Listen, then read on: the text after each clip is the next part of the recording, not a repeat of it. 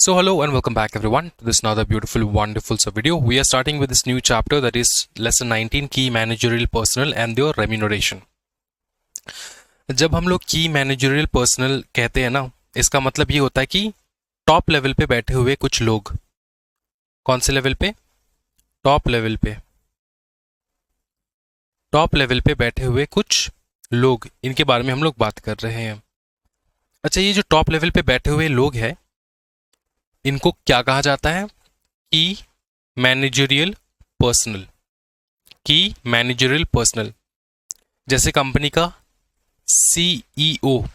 अच्छा, तुमको कम से कम इतना तो पता है ना कि कंपनी में जो सीईओ होता है, ठीक है, वो बहुत ही इंपॉर्टेंट एक रोल प्ले करता है कंपनी को चलाने में, है ना। जैसे कि गूगल का सीईओ कौन है? सुंदर पिचाई, ठीक है। फिर वो अल्फाबेट का हो गया, अंडरस्टूड। जैसे चैट जीपीटी का कौन है? सैम ऑल्टमैन, है ना। फिर ग्रॉक का कौन है? Elon Musk, understood. तो इस प्रकार से तुमको पता लग रहा है कि सीईओ एक बहुत ही इंपॉर्टेंट बंदा होता है कंपनी में। उसी को कहा जाता है केएमपी। और सिर्फ सीईओ नहीं, इसके साथ और भी बहुत सारे लोग हैं जिनको हम लोग केएमपी का दर्जा देते हैं। उंगली में अगर तुम काउंट करना चाहो तो 5 जन, ठीक है, देखेंगे हम लोग। पहला है कंपनी का सीईओ, दूसरा है कंपनी का सीएस। याद रखियो दोस्तों, जितने भी प्रोफेशंस है, किसी को देखो, पकड़ लो। जैसे हमारे यहाँ पे सीएस है, सीए है, सीएमए है। तो आज कुछ सीएस के बारे में बहुत अच्छा मैं बताने जा रहा हूँ, जिससे आप लोग को मोटिवेशन मिलेगा। देखो, बीइंग अ सीएस और बीइंग अ सीए या फिर being a CMA is itself a position in the company, ठीक है ना। It's itself a position in the company. But इस पोजीशन से भी ऊपर एक पोजीशन होता है जिसको हम लोग कहते हैं केएमपी, की मैनेजरियल पर्सनल, ठीक है। की मैनेजरियल पर्सनल मतलब वो इंसान जो एक कंपनी को मैनेज करने में बहुत ही इंपॉर्टेंट रोल प्ले करता है। देख लो कितना इज्जत मिल रहा है। तो ये इज्जत दिया गया है सीएस को। तो कौन है? सीईओ है कंपनी का, फिर सीएस है, फिर होल टाइम डायरेक्टर है एंड सीएफओ। 4 जन हो गया। पांचवा यहां पर है such other officer not more than 1 level below the directors who is in whole time employment designated as KMP by the board. मतलब बोर्ड ने डेजिग्नेट किया कि इसको भी तुम केएमपी बनाओ, इसको भी तुम केएमपी का दर्जा दो। तो केएमपी के दर्जा मिलने से क्या होता है सर? तुमको पावर ज्यादा मिलता है, तुमको ऑथोरिटी ज्यादा मिलता है। समझ में आ रहा है? Authority, power, understood. काम करने का तुमको जो है पावर ज्यादा मिलता है केएमपी में। उतना ज्यादा रिस्पॉन्सिबिलिटी बढ़ता है, उतना ज्यादा लाइबिलिटी भी बढ़ता है, अंडरस्टूड। तो और लास्ट में जो 6 है वो है सच अदर ऑफिसर एज में भी प्रिस्क्राइब्ड। अगर फ्यूचर में किसी और बंदे को अगर केएमपी के अंदर डेफिनेशन के अंदर आप लोग लेना चाहो, आप लोग कौन? लॉ मेकर्स, ठीक है, जो लॉ बनाते हैं, वो लोग अगर चाहे कि चलो किसी दूसरे इंसान को भी हम लोग इंक्लूड करेंगे तो वो बात का बात है। लेकिन 5 इंपॉर्टेंट वो है जो आज रिकॉग्नाइज्ड हुआ है। पांचों के 5 बता दो फटाफट। एक है सीईओ, कंपनी का चीफ एग्जीक्यूटिव ऑफिसर। दूसरा है कंपनी सेक्रेटरी। उसके बाद है होल टाइम डायरेक्टर। फिर आता है सीएफओ, जो कि चीफ फाइनेंशियल ऑफिसर होता है। And such other officer not more than 1 level below the director, not more than 1 level below the director. अब एक चीज सुनो, तुमको यहाँ पे गर्व क्यों फील करना है तुमको मैं बताता हूँ। बीइंग अ सीए या फिर being a CMA is not enough to be a KMP. देखो, एक सीए या फिर एक सीए में तुम सीए कंप्लीट करके, सीए में कंप्लीट करके तुम सीईओ बन सकते हो, कंपनी का सीईओ भी बन सकते हो, तुम होल टाइम डायरेक्टर भी बन सकते हो, सीएफओ भी बन सकते हो। तो ऐसा तो कोई भी बन सकता है। सीईओ तो कोई भी बन सकता है, किसी भी बैकग्राउंड से बंदा जो है बन सकता है CEO. It is not necessary कि you have to be a chartered accountant और you have to be an engineer, है ना। कोई भी बैकग्राउंड से, लेकिन नॉलेजेबल पर्सन होना होगा जो कंपनी को चला के आगे चलाएगा। समझ में आ रहा है? तो किसी भी बैकग्राउंड से हो सकते हो। Any buddy can be a CEO, any buddy can be a CEO. जैसे मेरी कंपनी का सीईओ हम है, तो होल टाइम कल तुम एक कंपनी खोलो, उसका सीईओ तुम बन जाओ, है ना। लेकिन जैसे जैसे तुम तुम्हारा नॉलेज इंक्रीज होता है, वैसे वैसे तुमको पता लगता है कि देखो सीईओ हम लोग उस इंसान को बनाते हैं जिसके पास नॉलेज होता है। तो तुम बैकफुट पे खेलते हो, तुम एज अ इन्वेस्टर रहते हो उस कंपनी में, लेकिन सीईओ किसी उस इंसान को बनाते हो जो एलिजिबल है, जो बंदा काम करके दे सकता है, जो बंदा कंपनी को आगे बढ़ा सकता है। अंडरस्टूड? तो होल टाइम डायरेक्टर बन गया। सीएफओ जो है, सीईओ भी कोई भी बन सकता है, होल टाइम डायरेक्टर कोई भी बन सकता है, सीईओ भी कोई भी बन सकता है। अब फाइनेंशियल ऑफिसर मतलब उसको फाइनेंशियल नॉलेज होना होगा। अंडरस्टूड? बैलेंस शीट वगैरह पढ़ना उसको आना चाहिए, वो पढ़ के समझना चाहिए। अंडरस्टूड? फाइनेंशियली नॉलेजेबल होना चाहिए वो इंसान। ठीक है? इसमें तुम सीए भी आ सकता है, सीए में भी आ सकता है। अंडरस्टूड? लेकिन एक वो प्रोफेशन जो सिर्फ सीए, डायरेक्ट सीए को ही घोषित कर दिया भैया तुम हो, सॉरी सीएस को ही घोषित कर दिया भैया तुम हो एक केएमपी की मैनेजरल पर्सनल। तो after becoming a CS you don't have to work for becoming a CEO, you don't have to work for becoming a WTD whole time director, you don't have to work for becoming a CFO, because being a CS is enough to be the key managerial personnel in the company. इज्जत देख रहे हो आसमान फाड़ के। ठीक है? तो जो भी स्टूडेंट्स ऐसे मतलब डायलेमा में है ना कि सर सीएस का इज्जत कम है, तो सीएस का इज्जत इसलिए कम है क्योंकि सीएस को इज्जत जो हो रहा है उसके बारे में बात करने वाले लोग कम हैं। आज के डेट पे पता है सीएस कितने हैं मार्केट में? 65,000 से लेकर 70,000 मैक्स, 70,000 पहुंचा भी नहीं होगा आज के डेट पे। ये है सीएस का गुणगान गाने वाले लोग जो सीएस करके सीएस कर रहे हैं। सीए कम से कम 4 लाख है मिनिमम। 4 लाख जन जब बोलेगा कि सीए बेटर है, सीए बेटर है, सीए बेटर है, सीए बेटर है, और यहाँ पे 65 से 70 लोग जो है, इनमें से तो भैया 10,000 का तो मोरली डाउन होगा सुन सुन के कि सीए बेटर है, सीए बेटर है। बाकी जो 50-60 हजार लोग जो मतलब है ना गुणगान करते हैं, उनका आवाज तो पहुंचेगा ही नहीं। क्यों नहीं पहुंचेगा? क्योंकि यार यहाँ पे 4 लाख है। तो सिंपल चीज है, ये जो राइवलरी है ना, ये जब तक तुम स्टूडेंट हो तब तक ही है। अंडरस्टूड? जब तक तुम स्टूडेंट हो या फिर तुम जैसे कि तुम तो मतलब इंस्टीट्यूट में काम करते हो, ठीक है, सीए के इंस्टीट्यूट में तुम काम करते हो, टॉप वाले पोजीशन होल्ड कर रहे हो, तो वहां पे तुमको फाइट करना पड़ता है अपना काम बचाने के लिए। पकड़ लो जैसे सीएस का नाम जो है वो अकाउंटेंट के डेफिनेशन में मेंशन नहीं है, अकाउंट के डेफिनेशन पे मेंशन नहीं है, ना कि सीए में का। सीए में की भी सीए में जो है उनका भी नाम अकाउंटेंट के डेफिनेशन में मेंशन नहीं है। आजकल कुछ लोग यूट्यूब पे वीडियो छोड़ रहे हैं, हम लोग देख रहे हैं, CS ban from the name of accountant. अबे बैन क्या होता है? बैन का मतलब भी तेरे को पता है?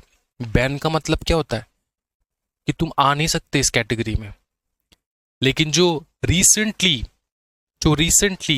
अपडेट आईसीएसआई से ये आया कि जैसे ही आईसीएसआई ने अप्रोच किया, ठीक है, to the regular authority, to the appropriate authority who is in charge of fixing the law, तो उन लोगों ने कहा कि भैया तुम्हारे पास है 60 से 70 हजार लोग, ठीक है, सीएस है, ये है सीएस मार्केट में, तुम अकाउंटेंट के डेफिनेशन पे लेके तुम्हारा नाम अकाउंटेंट के डेफिनेशन में हम लोग घुसा देंगे, ठीक है, लेकिन क्या तुम वो काम कर पाओगे? इतने मेंबर्स, मतलब इतना मेंबर है तुम्हारे पास इंस्टीट्यूट का, इतना मेंबर्स जो है, क्या काफ़ी है ये अकाउंटेंट के काम को मैनेज करने के लिए?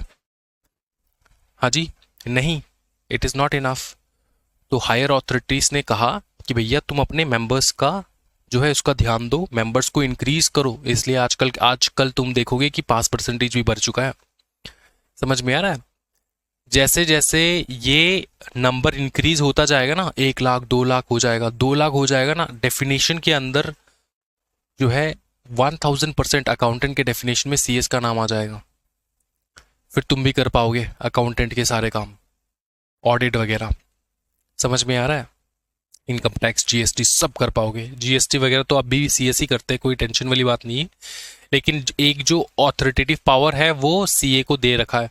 तो सीए के जो सीए का जो तुम्हारा इंस्टीट्यूट है, ठीक है, आईसीएआई, अब उनके जो प्रेसिडेंट है ना, उनके जो प्रेसिडेंट है, हायर अथॉरिटीज है, उनको तो अपना काम बचाना होगा ना, कि अगर कोई दूसरा इंसान उनका काम छीन ले रहा है, जैसे कि सीएस छीन रहा है, सीएमए छीन रहा है, तो वो लोग वहाँ पे राइवलरी जो है वो दिखाते हैं, वो लोग ऊपर नीचे के बातें जो है फैलाते हैं, बताते हैं, समझ में आ रहा है, वो थोड़ा राइवलरी वहाँ पे दिखता है। एंड एज ए स्टूडेंट जो है तुमको भी राइवलरी दिखता होगा, लेकिन जैसे तुम पास कर लेते हो ना, फिर तुम जाते हो काम करने के लिए, तब तुमको पता चलता है कि एक किसी ऑर्गेनाइजेशन में सीएस का वैल्यू क्या होता है। सीए को भी पता होता है कि भैया इस बंदे का वैल्यू क्या है, इस बंदे के साथ कैसे हमको वार्तालाप करना है। Understood? This is the first person who guides the board of directors about anything going on in the company.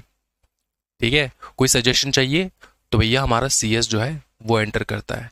CS जैसे तुमने सुना होगा कि जब तक बोर्ड मीटिंग में सीएस एंटर नहीं करता तब तक बोर्ड मीटिंग का एक पत्ता नहीं हिलता।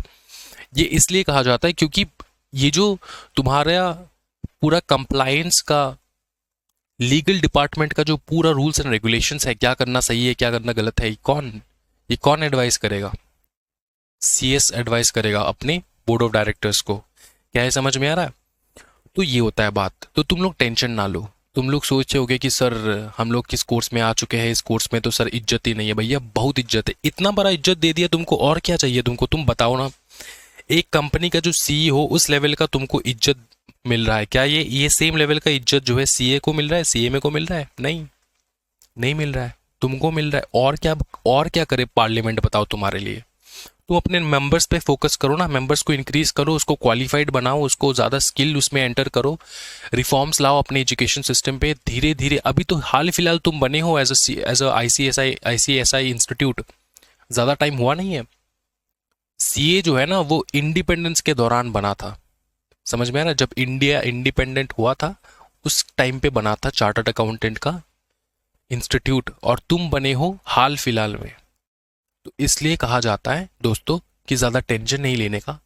जैसे जैसे अब तुम सोचो एक चीज़, क्या किसी भी ऐसा कोई कंडीशन, ऐसा कोई सिचुएशन होगा जहाँ पे कंपनीज जो है वो धीरे धीरे डिमिनिश होता जाएगा इस कंट्री में? नहीं। जैसे जैसे डेवलपमेंट बढ़ेगा, जैसे जैसे आगे चलता जाएगा चीज़ें, वैसे वैसे कंपनीज जो है वो इंडिया में एंटर करेगा, वैसे वैसे रेगुलेशंस बढ़ेंगे, वैसे वैसे कंपनीज को और ज़्यादा से ज़्यादा रेगुलेशन जो है वो फॉलो करना होगा, वैसे वैसे सीएस का डिमांड ज़्यादा से ज़्यादा बढ़ेगा। क्योंकि आज के डेट पे तुमको पता होगा सीएस जो है 10 करोड़ के ऊपर वाले कंपनी जो है उनके ऊपर लागू होता है whole time CS.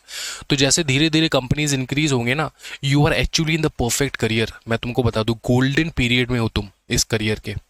Understood? If you can crack your CS examination, अगले 10-20 साल में ना तुम कहाँ से कहाँ चले जाओगे तुमको पता नहीं चलेगा। मज़ा आएगा सच्ची में। इंटरनेशनल काम करोगे, नेशनल काम करोगे, दुनिया घूमोगे, लोगों से मिलोगे, ऊपर टॉप लेवल मैनेजमेंट के साथ बैठ के काम करोगे, बहुत मज़ा आने वाला है। क्या है, समझ में आ रहा दोस्तों? Got it? और एक चीज़ मैं क्लैरिफाई कर देता हूँ, जैसे ही आज बात हो रहा है तो मैं एक क्लैरिफिकेशन देना चाहता हूँ कि जैसे बहुत सारे लोग कहते हैं ना सर सीएस में ना हमको सैलरी ज़्यादा अच्छा नहीं मिलता, सैलरी ज़्यादा अच्छा नहीं मिलता। ठीक है, तो मैं तुमको बताता हूँ मेरा जो टीचिंग एक्सपीरियंस है ना, उस एक्सपीरियंस के हिसाब से मैं तुमको बताता हूँ, मेरा आज के डेट पे एक भी स्टूडेंट ऐसा नहीं है जिसका स्टार्टिंग सैलरी 50K से कम हुआ हो। स्टार्टिंग सैलरी, पहली बार जॉब करने जा रहे हो, फर्स्ट टाइम किसी भी फर्म में जा रहे हो, कंपनी छोड़ो, कंपनी तो इससे ज़्यादा देते हैं, ऐसा एक भी स्टूडेंट नहीं है जो 50,000 से कम कमाता हो इन हिज फर्स्ट सैलरी। ठीक है ना, समझ में आ रहा है? ये है तुम्हारा रियलिटी चेक, और कुछ नहीं। तुम आसपास के बातों को ना सुन के you work on your talent. और मैं तुमको ज़्यादा से ज़्यादा ये बताऊंगा कि जैसे ही तुम्हारा सीएस एग्जीक्यूटिव क्लियर हो जाए, एक बढ़िया बढ़िया सा फर्म में काम ढूंढो, और ज़्यादा से ज़्यादा काम तुम ना करने की कोशिश करो, अपने स्किल्स को जो है वो इंक्रीज करो। और प्रैक्टिकली पढ़ाई में और प्रैक्टिकली करने में ना ज़मीन आसमान का फ़र्क होता है। तुम अपने इंटर्नशिप पीरियड को बहुत अच्छा किया आईसीएसआई ने, कि 21 मंथ्स का इंटर्नशिप पीरियड रखा था, पहले 1 साल का था, अभी 21 मंथ्स कर दिया है। ये टाइम पीरियड तुम इतना अपने स्किल्स के ऊपर ध्यान दो, क्योंकि यही पीरियड होगा तुम्हारा, यही लास्ट फाइनल स्टेज होगा तुम्हारे स्ट्रगल का। तुम ये 12 से 15 हज़ार रुपये का तुमको स्टाइपेंड मिलेगा, ठीक है, लोअर सिटीज़ में, मतलब पकड़ ले मतलब कैलकाटा वगैरह में तुमको मिल जाएगा, पुणे वगैरह में ज़्यादा मिलता है, मुंबई दिल्ली में ज़्यादा मिलता है, 20-25 मिल जाता है एवरेज स्टूडेंट को। ठीक है, लेकिन ये तुम्हारा मिनिमम होता है 50, और बहुत ही ज़्यादा छोटा शहर है तुम्हारा तो वहाँ पे 10,000 से नीचे मिलता है। ये तुम्हारा स्टाइपेंड रहता है फॉर 21 मंथ्स, एंड यही लास्ट फाइनल स्टेज है तुम्हारे स्ट्रगल का, जिंदगी की स्ट्रगल का। 21 months you have to struggle after clearing your CS executive. 21 मंथ्स पे तुम्हारा प्रोफेशनल तो वैसे ही क्लियर हो जाएगा। उसके बाद क्या होगा, उसके बाद तुम कहीं पर भी तुम चाहो तुम जॉब कर सकते हो। And people are looking for skilled people, skilled professionals. ठीक है, 21 मंथ्स इतना जान लगा दो कि तुमसे बेहतर कोई ना कर पाए कोई भी काम। अंडरस्टूड? अंडरस्टूड? तो तुम देखोगे भैया तुम्हारे इंटरव्यू में तुम अपना कोट तुम खुद दे पाओगे। इंटरव्यूअर अगर कह रहा है कि what is your salary expectation, तुम आराम से कह पाओगे कि सर 1 लाख पर मंथ, आराम से कह पाओगे अगर तुमने उस लेवल का अपने अंदर घुसा लिया है पूरा एक्सपर्टीज। और ये कब घुसाना होता है, 21 मंथ का। ठीक है, और यहाँ पे मैं फर्म इसलिए सजेस्ट करता हूँ कि यहाँ पे एक्सपोजर ज़्यादा मिलता है। किसी भी कंपनी में ज्वाइन करोगे तो दिक्कत ये होता है कि तुमको ज़्यादा काम करने को मिलता नहीं है। अंडरस्टूड? और अगर कंपनी में ज्वाइन भी कर रहे हो ना तो कोशिश करना ज़्यादा से ज़्यादा काम करो तुम। अगर वो लोग काम डिस्ट्रीब्यूट कर रहे हो, तुम कोशिश करना कि ज़्यादा से ज़्यादा काम तुमको मिले, तुमको सांस लेने का टाइम ना मिले, इस प्रकार का तुमको काम करना है। और ये तुम काम कंपनी के लिए नहीं कर रहे हो, अपने फ्यूचर को ब्राइट करने के लिए कर रहे हो। Understood? So this is the suggestion for me for your internship program. आगे बढ़ते हैं। CS का वैल्यू समझ में आ चुका है सर, आगे बढ़ो, बहुत मजा आ गया। अच्छा, अब देखो, कंपनी सेक्रेटरी CS 5 जन तुमको याद करना है, उंगली में काउंट कर लो। CEO है, CS है, होल टाइम डायरेक्टर CFO है, कोई भी ऐसा ऑफिसर जो बोर्ड ऑफ डायरेक्टर को लगे कि उसको KMP के रूप में बैठना चाहिए, वो इंसान हो सकता है। और लास्ट 6 नंबर पे वो है कि एनी अदर ऑफिसर एज में भी प्रिस्क्राइब। ये प्रिस्क्रिप्शन हुआ नहीं है अभी तक, हो गया तो लिख देंगे। तो तुमको 5 ही याद करने हैं, ये 5। ठीक है, चलो कोई टेंशन वाली बात नहीं है, बहुत बवाल। अच्छा, अब हम लोग सीधा आएंगे की मैनेजरल पर्सनल कौन होते हैं। जब मैं बात करूंगा की मैनेजरल पर्सनल, याद करना मैं CS के बारे में नहीं बात कर रहा हूं, मैं बात कर रहा हूं CEO के बारे में, फिर होल टाइम डायरेक्टर के बारे में, फिर CFO के बारे में, CFO के बारे में, एंड ऑल्सो CS के बारे में, सबको मिला के। तो KMP का मतलब सिर्फ CS नहीं होता। बहुत सारे स्टूडेंट पढ़ने के टाइम पे ये गलती जो है दिमाग में रख देते हैं, तो मैंने तुमको इशारा दे दिया कि दिमाग में ये बिठाना है कि तुमको CEO, whole time director, CFO सबके बारे में पढ़ रहे हो तुम अंडर KMP। ठीक है, तो इनका काम क्या होता है, व्हाट आर की managerial personal KMP। KMP refers to the whole-time employee of a company who hold the most important role and functionalities. ठीक है, role. They are the first point of contact for stakeholders responsible for strategy formulation and implementation. They are the decision makers ensuring the company's smooth functioning. तो पहला ये है कि first point of contact for the stakeholders मतलब company के जो मालिक है वो किनसे कांटेक्ट करते हैं, सीधा डायरेक्टली अपने CEO से कांटेक्ट करते हैं, CS से कांटेक्ट करते हैं। समझ में आ रहा? कंपनी के जो मालिक होते हैं, मेजर मालिक जो होते हैं, ठीक है, जैसे रिलायंस का तुम्हारा मुकेश अंबानी, वो मेजॉरिटी शेयर स्टेक होल्ड वही कर रहे हैं, राइट? और वो भी एज अ डायरेक्टर बैठे हैं कंपनी में। तो वो लोग क्या कर रहे हैं, वो किन से बात करते हैं, वो सीधा इन्हीं से बात करते हैं। वो लोग मिडिल लेवल मैनेजमेंट से बात नहीं करते, वो एकदम टॉप पे जो बैठे हैं KMP वगैरह की मैनेजरल पर्सनल, उनसे बात करते हैं, उनसे वार्तालाप करते हैं, उनसे एडवाइस लेते हैं, and then they do what they have to do. Understood?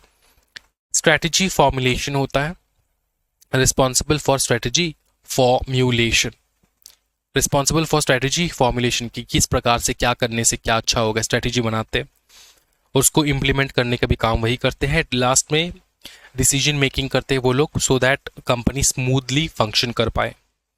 अच्छा, accounting standard defines KMP as those with authority and responsibility for planning, directing and controlling the enterprise activities. तो as per accounting standard से भी एक definition निकल के आता है जो कहता है कि वही सेम चीज है, authority and responsibility for planning, directing and controlling the enterprise activities.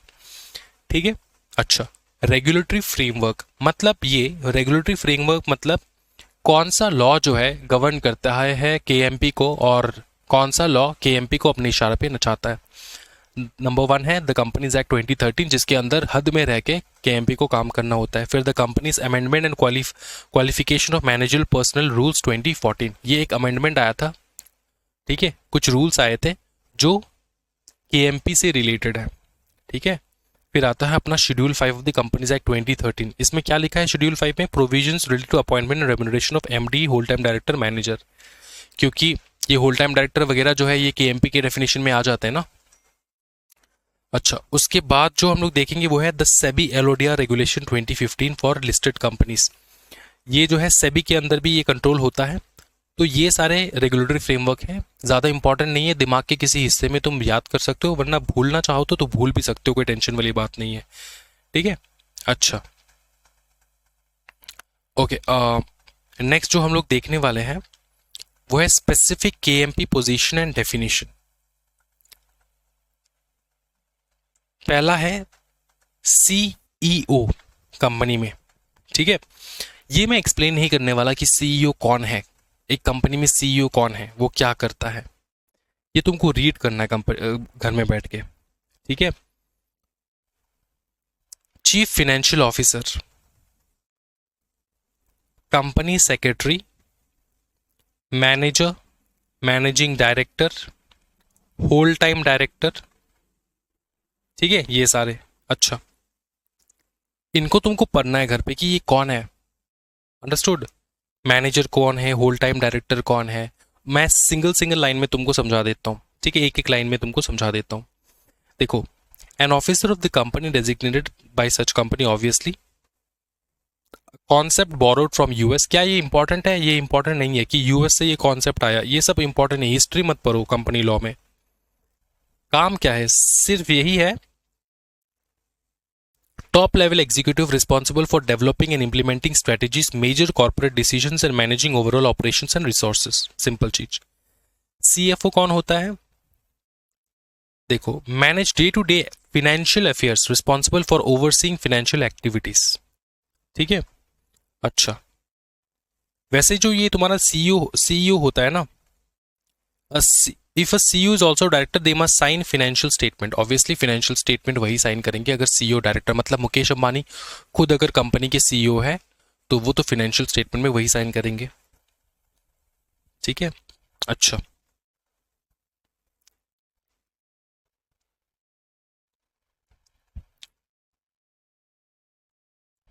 देखो, सीएफओ जैसे मैंने कहा ना कि सीएफओ का कोई क्वालिफिकेशन नहीं है। बहुत सारे लोग सोचते होंगे यार सीए चार्टर्ड अकाउंटेंट ही बैठते हैं यहाँ पे, ऐसा नहीं होता है। No specific qualification is prescribed by the act for this appointment. याद रखना, यहाँ पे कोई ऐसे स्पेसिफिक क्वालिफिकेशन नहीं है, मतलब यहाँ पे एरा गैरा नत्थु गैरा भी बैठ सकता है, लेकिन जिसके अंदर वो कैपेसिटी हो कि वो फाइनेंशियल स्टेटमेंट्स रीड कर पाए, फाइनेंशियल स्टेटमेंट रीड कर पाए, फाइनेंशियली लिटरेट होना, ये टर्म तुमने सुना होगा, फाइनेंशियली लिटरेट होना, ठीक है। तो वो फाइनेंशियल लिटरेट का मतलब ये होता है कि उसको फाइनेंशियल स्टेटमेंट वगैरह पढ़ना आता है। कौन अपॉइंट करता है? Can be appointed by the board of directors और द मैनेजिंग डायरेक्टर। अच्छा, मस्ट साइन फाइनेंशियल स्टेटमेंट। अच्छा, ड्यूटीज ऑफ सीएफओ क्या है? Financial planning and monitoring cash flow, presenting true and fair financial statement, protecting company asset, ensuring compliance with financial regulations, operating an efficient finance organization, formulating financial strategies and influencing future decisions, driving timely execution of changes in finance functioning, discharging other duties specified under the Companies Act 2013। तो तुम इसको read करना, ज़्यादा याद करने की आवश्यकता नहीं है, तुमको सिर्फ इतना याद करना होगा कि भैया फाइनेंशियल प्लानिंग यही करता है कंपनी में। फिर आते हैं हम लोग CS। A company secretary is defined in clause C of subsection 1, section 2 of the Company Secretaries Act 1980, appointed by company to perform functions under the Companies Act 2013, basically a member of ICSI, obviously. Primary role ये है managing statutory books, register and records, advising the board on legal and financial risk, ensuring compliance with statutory regulations, corporate law, taxes, economics and industrial law. क्या ये समझ में आ रहा है? देखो, इनमें से तो तुमको इतना पता होगा कि स्टैट्यूटरी रेगुलेशंस, कंपनी का corporate law, economics, industrial law वगैरह, जैसे लेबर लॉ वगैरह, ये सब जो है सीएस देखता है कंपनी में कि सब कुछ अप्लाई हो रहा है कि नहीं। अब टैक्सेस से रिलेटेड बहुत सारे लोगों को ऐसा डाउट था कि भैया सीएस जो है वो टैक्स से रिलेटेड कुछ काम करता नहीं है। ऐसा नहीं है, सीएस टैक्सेस के रिलेटेड भी सजेशंस, एडवाइस देता है अपने बोर्ड ऑफ डायरेक्टर को। अब सोचो यार, जो सीए है वो कितना चिढ़ता होगा सीएस से। क्यों चिढ़ता होगा सर? क्यों भैया, सीए को डेडिकेटेड बताया गया है कि भैया तुम जो है टैक्स का काम तुम ही देखोगे, ठीक है। लेकिन यहां पे सीएस को भी ऑथोरिटी दे रखा है कि वो भी देख सकता है। अब रियलिटी में ये है, रियलिटी तुमको ये पता होना होगा कि सीए का जो इंटरमीडिएट एंड फाइनल है, सीएस का जो एग्जीक्यूटिव एंड फाइनल है, एग्जीक्यूटिव में according to my experience and also top CA के टैक्स लॉ के टीचर्स का जो मतलब ओवरव्यू है, उनका जो पॉइंट ऑफ व्यू है, उनके हिसाब से एग्जीक्यूटिव जो है उसमें टैक्स लॉ ज्यादा है as compared to the inter level of CA. Final में सीए का टैक्स ज्यादा है as compared to the tax of CS in final, ठीक है।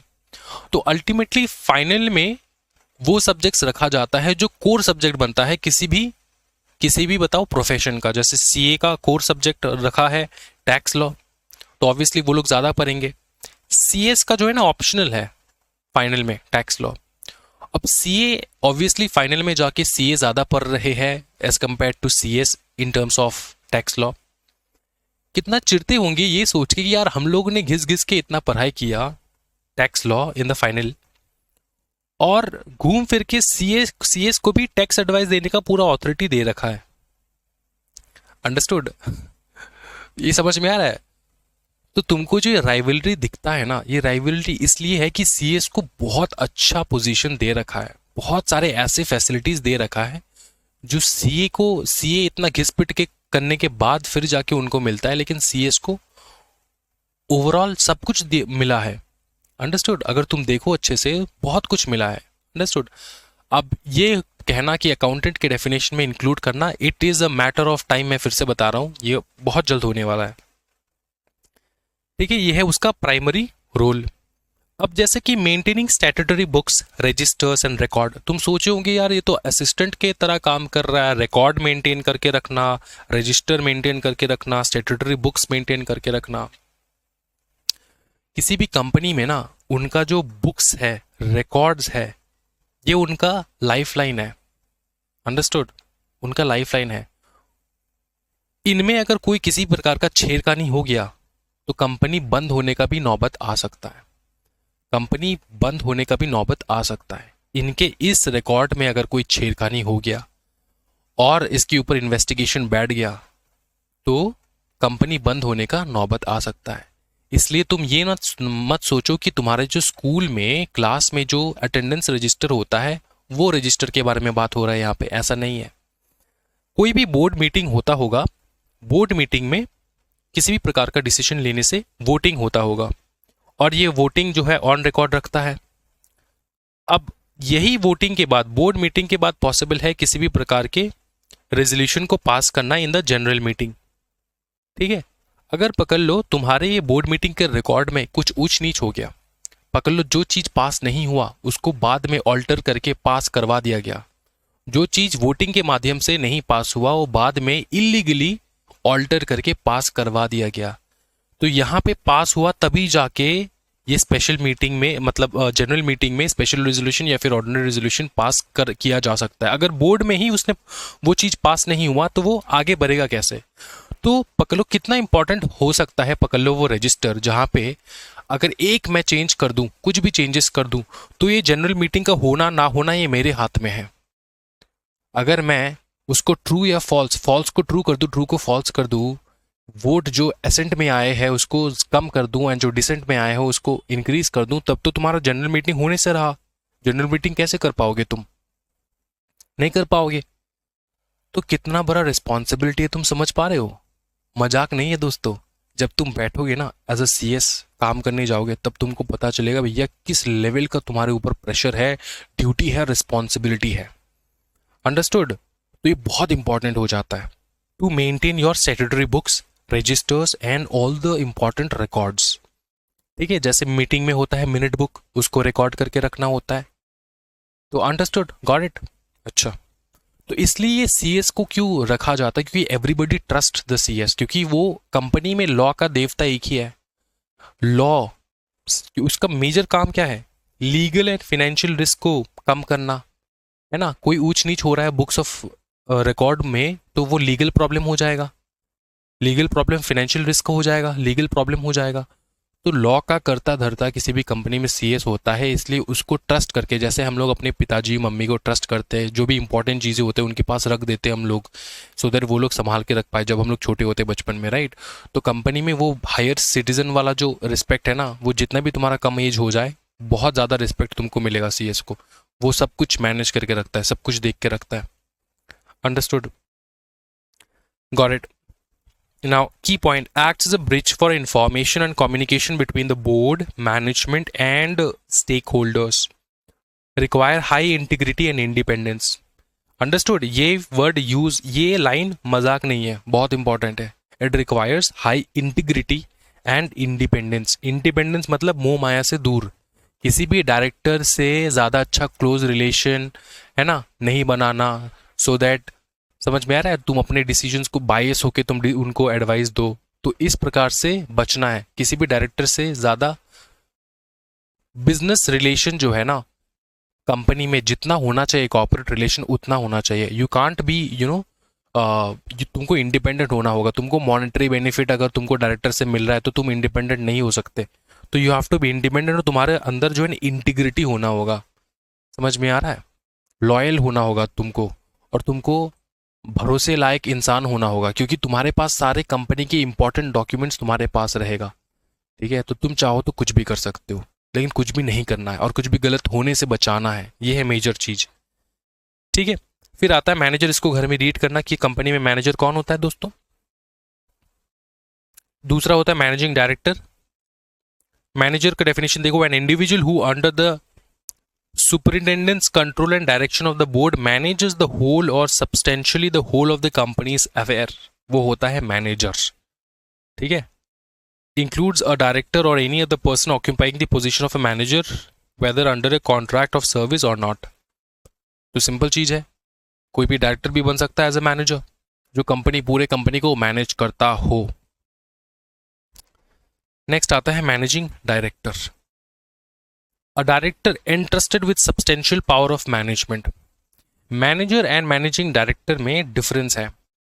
मैनेजर या तो डायरेक्टर बन सकता है या फिर ना भी बने, कोई टेंशन वाली बात नहीं, बाहर से कोई इंडिपेंडेंट बंदा भी तुम बिठा सकते हो। लेकिन जो मैनेजिंग डायरेक्टर होता है वो एक डायरेक्टर ही होता है, जो जिसके पास अलग से पावर होता है मैनेजमेंट करने का of the company affairs by virtue of the companies articles और agreement or resolution passed in general meeting or by its board, includes director occupying the position of managing director. Is that clear?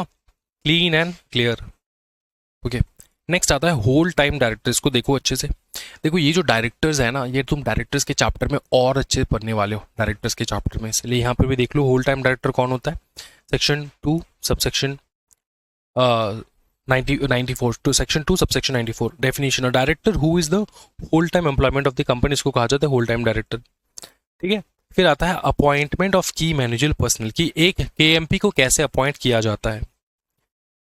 ठीक है, और करना है mandatory किन के लिए है। सबसे पहला मैंडेटरी देख लो, एवरी लिस्टेड कंपनी, जितने भी लिस्टेड कंपनी स्टॉक एक्सचेंज में तुमको जितने भी लिस्टेड कंपनी दिखता होगा वो सारे जो है इस डेफिनेशन के अंदर आ जाते हैं। ठीक है, और उनको केएमपी अपॉइंट करना ही है। Every other public company having paid up share capital of 10 crore और मोर, कोई भी पब्लिक कंपनी जिसका paid up share capital 10 crore या फिर उससे ज्यादा है, उसको तो भैया केएमपी रखना ही है। फिर सीएस के लिए डेडिकेटेड प्रोविजन यहाँ पे डाल रखा है, every private company having a paid up share capital of 10 crore और more specially for company secretary as per rule 8।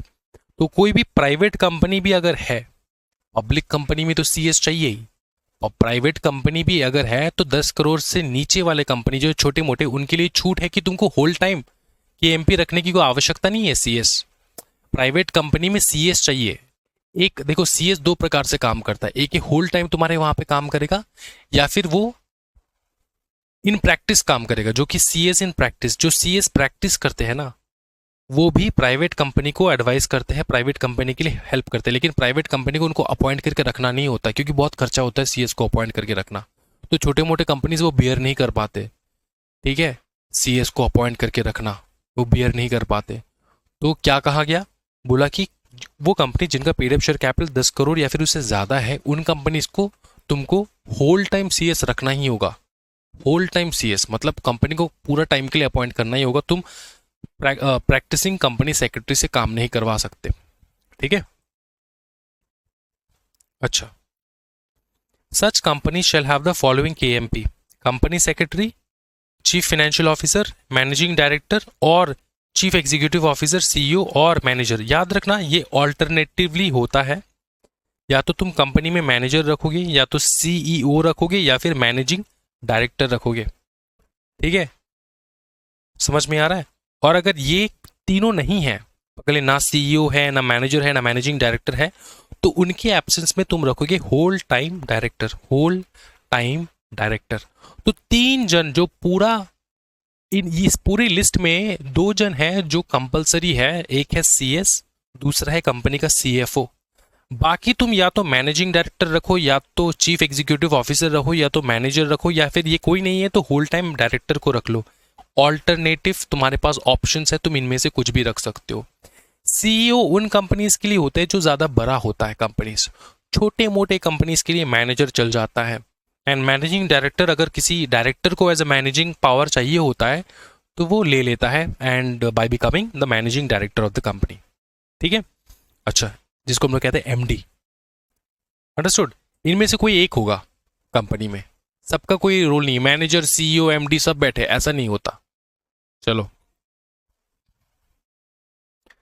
ABC limited listed paid up share capital 12 crore. अगर 12 करोड़ है तो मस्ट हैव या तो एमडी या तो सीईओ या तो मैनेजर या तो WTD and CS and CFO. ये ऑप्शनल नहीं है, सीएस एंड सीएफओ ऑप्शनल नहीं है, इनको तो रखना ही होगा बाय हुक और बाय क्रुक। ठीक है, restriction chairman and MD CEO at the same time. देखो यहां पे रिस्ट्रिक्शन दे रखा है, an individual cannot be appointed or reappointed as both the chairperson and the managing director or CEO of the company at the same time unless the company article provide otherwise.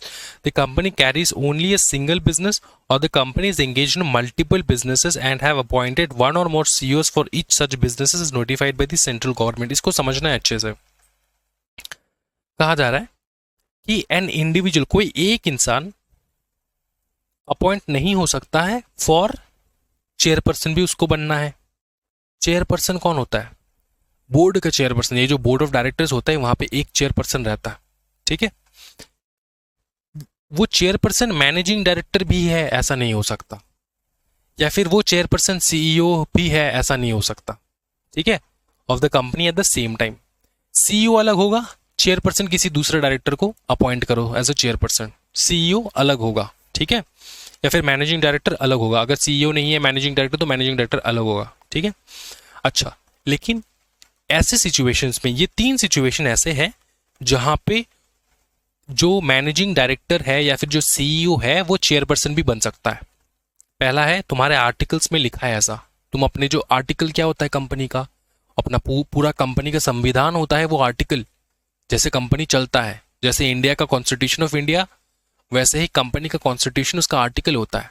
अब वो जो article है वहां पर अगर उन्होंने लिखा है कि हाँ हमारे कंपनी में मैनेजिंग डायरेक्टर या फिर सीईओ जो है वो एज अ चेयरपर्सन भी बैठ सकते हैं, तो कोई टेंशन वाली बात नहीं है। ठीक है, प्रोवाइड अदरवाइज। प्रोवाइड अदरवाइज मतलब आर्टिकल में लिखा है कि हाँ वो लोग बन सकते हैं। Company carries only a single business. Company सिर्फ एक ही बिजनेस करता है, ज्यादा झमेला में नहीं है। और अगर मल्टीपल बिजनेसेस भी करता हो ना, एंड हैज अपॉइंटेड वन और more CEO for each such businesses is notified by the central government. नोटिफाई किया है सेंट्रल गवर्नमेंट ने कि अगर आप सीईओ हो और आप चेयरपर्सन बनना चाहते हो, या फिर आप एमडी हो आप चेयरपर्सन बनना चाहते हो, तो आपके आर्टिकल्स में अगर लिखा है तो ठीक है, कोई टेंशन वाली बात नहीं है। अगर सिंगल बिजनेस कर रहे हो तो ठीक है, कोई टेंशन वाली बात नहीं, आर्टिकल्स में लिखा नहीं है, लेकिन तुम सिंगल बिजनेस कर रहे हो तो ठीक है, हो जाएगा। या फिर सिंगल बिजनेस नहीं कर रहे हो लेकिन आर्टिकल्स में लिखा है तो भी चल जाएगा। पकड़ लो, ना तो आर्टिकल्स में लिखा है ना तो सिंगल बिजनेस कर रहे हो, मल्टीपल बिजनेसेस कर रहे हो। तो अगर आपने मल्टीपल बिजनेसेस के लिए मल्टीपल सीईओ अपॉइंट कर रखा है, अलग अलग काम के लिए अलग अलग सीईओ, तो चलेगा, जो कि सेंट्रल गवर्नमेंट ने नोटिफाई किया है। तो इन सिचुएशन में कंपनी का जो चीफ एग्जीक्यूटिव ऑफिसर है या फिर मैनेजिंग डायरेक्टर है वो चेयरपर्सन भी बन सकता है। तो क्या ये तुमको समझ में आ रहा है? यहाँ पे कोई दिक्कत, कुछ भी किसी प्रकार का दिक्कत नहीं, बहुत ही ज्यादा बवाल। ठीक है। एमसी का नोटिफिकेशन क्या बताया देखो, exception under second proviso of section 203 subsection 1, the restriction on chairman cum MD CEO does not apply to public companies meeting both criteria. मतलब देखो, the restriction on chairman, chairman का क्या रेस्ट्रिक्शन है कि वो एमडी सीईओ बन नहीं सकते। कोई चेयरमैन जो है वो एमडी या सीईओ एक साथ बन नहीं सकता, या तो सीईओ या तो एमडी एंड चेयरमैन एक साथ नहीं बन सकते तुम। ये रिस्ट्रिक्शन जो है इन कंपनीज के ऊपर नहीं है, does not apply to public companies meeting the both criteria. Criteria क्या है? ये पेड अप कैपिटल 100 करोड़ से ज्यादा है, एनुअल टर्नओवर 1000 करोड़ से ज्यादा है, तो बहुत बड़े कंपनी हो तुम, तो तुम्हारा एमडी जो है वो भी चेयरपर्सन बन सकता है, तुम्हारा सीईओ जो है वो भी चेयरपर्सन बन सकता है। क्या ये समझ में आ रहा है? पहले हम लोग कहते थे चेयरमैन चेयरमैन चेयरमैन चेयरमैन, लेकिन अब आ गया है चेयरपर्सन, क्योंकि वहां पे विमेन भी इंक्लूडेड होते हैं, इसलिए बन चुका है चेयरपर्सन नॉट चेयरमैन। ये हम लोग ने वर्ड को चेंज कर दिया, कितना सुधार हुआ है देखो, है ना। अच्छा, ये दो कंडीशन मीट कर रहा है कोई भी पब्लिक कंपनी तो उसको किसी प्रकार का रिस्ट्रिक्शन नहीं है। ठीक है। अच्छा, ये हम लोग करेंगे next class, manner of appointment of KMP. KMP actually appoint होता कैसे है, सीएस वगैरह कैसे अपॉइंट होता है। ठीक है। अच्छा, बहुत इंटरेस्टिंग होने वाला है ये चैप्टर। ठीक है, हम लोग आगे देखेंगे। आज की वीडियो में इतना ही रखते हैं दोस्तों। Thank you so much everyone, happy learning guys, bye bye, take care. जितना मैंने करवाया ना उतना कर लो घर में बैठ के आराम से।